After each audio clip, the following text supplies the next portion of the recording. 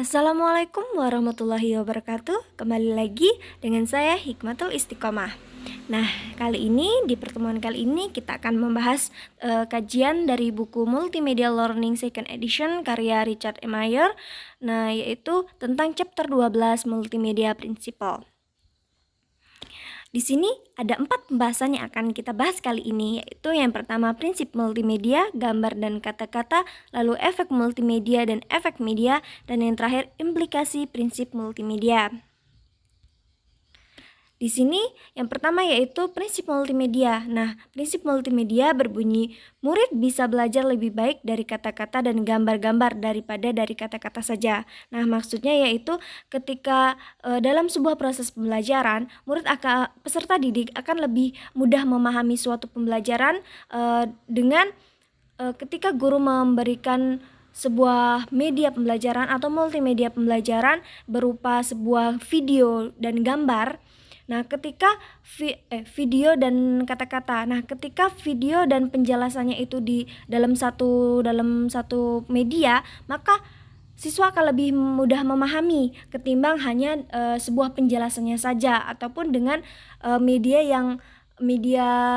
penjelasan saja atau hanya kata-katanya saja seperti itu. Tapi kalau misalkan sebuah gambar atau sebuah video disertai dengan penjelasan, maka siswa akan lebih mudah memahami karena dengan karakteristik siswa yang berbeda-beda menyebabkan siswa satu sama lain itu berbeda-beda dalam penangkapan pembelajaran.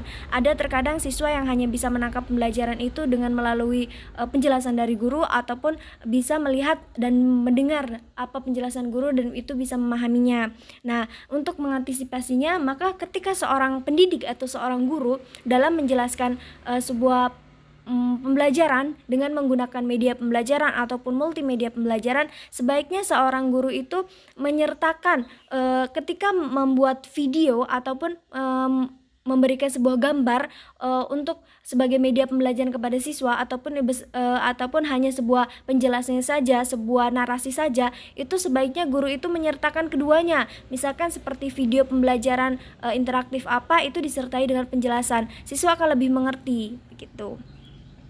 Lalu yang kedua yaitu kata-kata dan gambar. Nah, di sebelah kiri saya yaitu hanya ada sebuah narasi yaitu tentang cara kerja pompa ban. Nah, di situ hanya ada penjelasannya saja ataupun narasinya saja, bagaimana pompa ban itu bekerja ketika batang ditarik keluar lalu udara melewati piston dan mengisi daerah antara piston dan katup keluar. Nah, itu tuh hanya ada cara kerja dari pompa ban saja, tapi tidak ada gambarnya ataupun wujud videonya bagaimana cara pompa ban itu bekerja.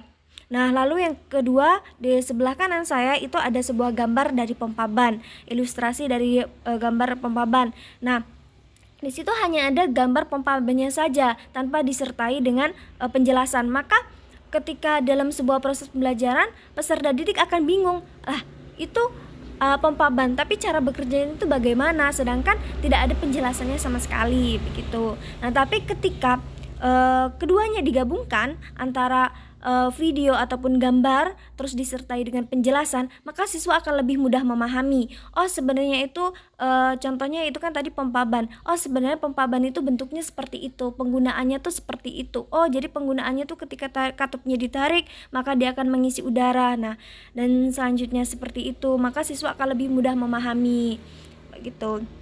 Lalu yang ketiga yaitu efek media dan efek multimedia. Nah, yang pertama yaitu efek media, di mana efek media didasarkan pada penyampaian informasi, pandangan pembelajaran di mana media merupakan sistem penyampaian untuk membawa informasi dari guru ke siswa. Nah, jadi media sendiri mempunyai efek yaitu dia membawakan informasi dari guru siswa, media-media yang digunakan siswa untuk media-media yang digunakan guru untuk menjelaskan kepada siswa. Nah, lalu yang kedua yaitu efek multimedia, di mana teori kognitif pembelajaran multimedia adalah didasarkan pada pandangan konstruksi pengetahuan di mana peserta didik secara aktif membangun representasi mental dalam upaya untuk memahami pengalaman. Nah, efek multimedia menambahkan jenis tertentu dari gambar-gambar ke kata-kata agar membantu siswa untuk memahami instruksional pesan informasi. Nah, jadi efek multimedia sendiri ini yaitu dia memberikan jenis-jenis tertentu ilustrasi dari sebuah gambar ataupun kata-kata, ataupun keduanya dari gambar dan kata-kata, agar dapat lebih membantu siswa untuk memahami informasi yang diberikan oleh peserta didiknya. Itu. Lalu yang terakhir yaitu implikasi. Nah, implikasi sendiri yaitu di sini implikasi terhadap pembelajaran multimedia. Dalam kasus penjelasan ilmiah, menambahkan ilustrasi ke teks atau menambahkan animasi ke narasi membantu siswa untuk lebih memahami penjelasan yang disajikan. Nah, jadi dalam implikasi pembelajaran multimedia ini dia memberikan ilustrasi tersendiri, menambahkan ilustrasi tersendiri ke teks ataupun ke animasi untuk membantu siswa lebih memahami penjelasan. Jadi untuk memudahkan siswa tersebut untuk memahami sebuah proses memahami pembelajaran yang diberikan oleh pendidiknya. Lalu yang kedua yaitu instruksi multimedia. Nah, instruksi multimedia ini di sini implikasi utamanya yaitu untuk instruksi adalah bahwa kata-kata saja pembelajaran dapat ditingkatkan dengan menambahkan grafik yang sesuai. Nah, jadi dari kata-kata yang hanya sebuah narasi yang memungkinkan siswa itu belum sepenuhnya bisa memahami, itu ditambahkan sebuah grafik ataupun gambar untuk lebih siswa itu memahami sebuah pembelajaran seperti itu. Baik, tiba di akhir. Terima kasih atas perhatiannya. Saya akhiri. Wassalamualaikum warahmatullahi wabarakatuh.